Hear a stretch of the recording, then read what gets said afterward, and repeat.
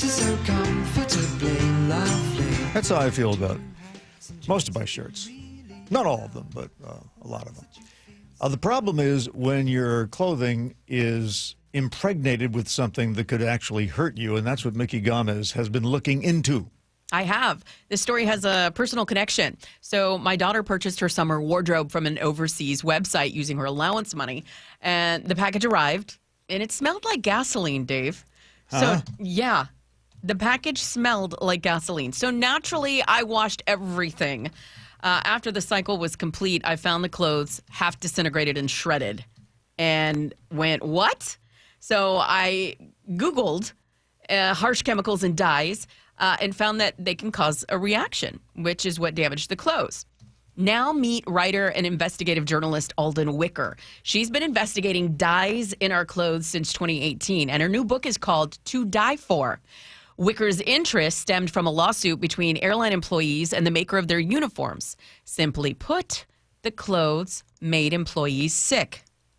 Some of them I talked to developed autoimmune diseases, and one of them I talked to actually developed skin cancer. And the deeper she looked, I didn't know that fashion could be toxic. As you know, apparel and accessories, they don't come with a complete ingredient list. They just say what the material is. and if clothes, did come with an ingredient list, it would have 50 different ingredients on it. And most of them we wouldn't be able to pronounce. And some of them, we'd be like, wow, this is formaldehyde. I know this is toxic. Wicker blames clothing manufacturers. All the chemicals that we use on clothes are from fossil fuels. And in fact, it's a crazy history. One of the first chemical products that was invented by chemists was dye. But dyes aren't the only culprit. She says researchers found lead and PFAS, per and polyfluorinated substances, a forever chemical resistant to just about everything in our clothing.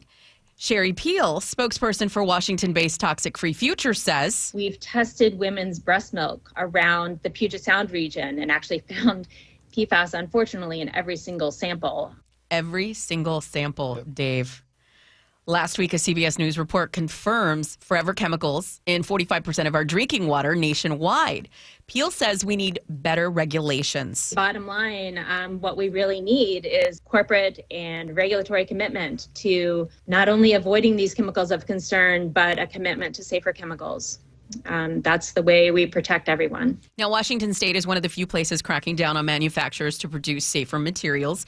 And according to Washington's Department of Ecology, as of May 1st, 2024, products intentionally made with PFAS are banned. I don't get why it is that we still allow chemicals to be released into the environment before they have been completely tested and certified to be safe.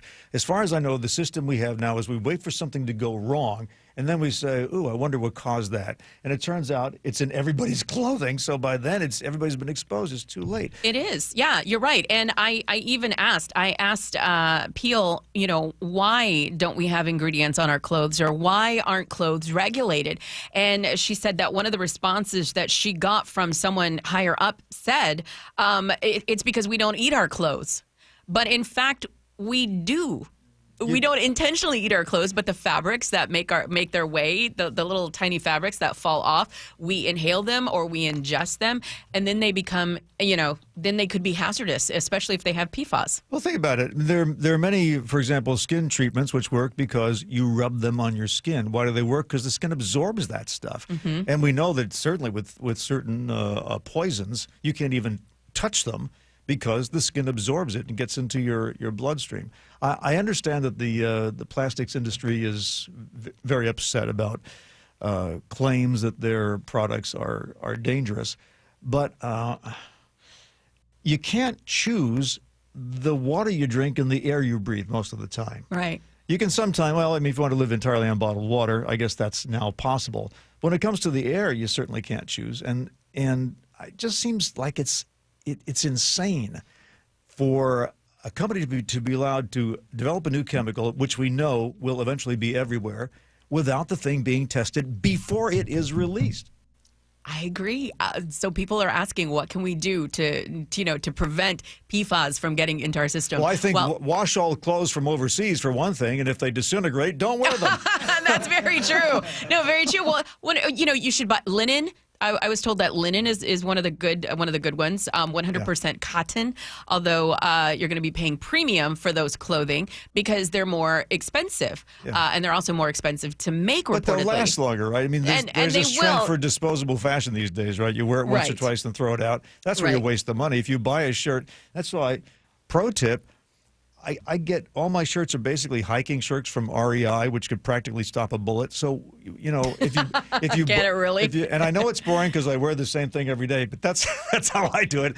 I buy one thing that will last, and usually it doesn't have any chemicals in it. And I also learned that PFAS are actually a form of Teflon. So if you use cooking dishes with Teflon, that also has PFAS in it as well. So David, you're over there nodding. You're like your eyes are wide. I'm just I am a person who always orders my clothes based on what is the cost of them. So this is good information to have, and hopefully I will no longer be ordering as cheap of clothes from online. okay. Look at that. Thank you. I think we've saved a life today.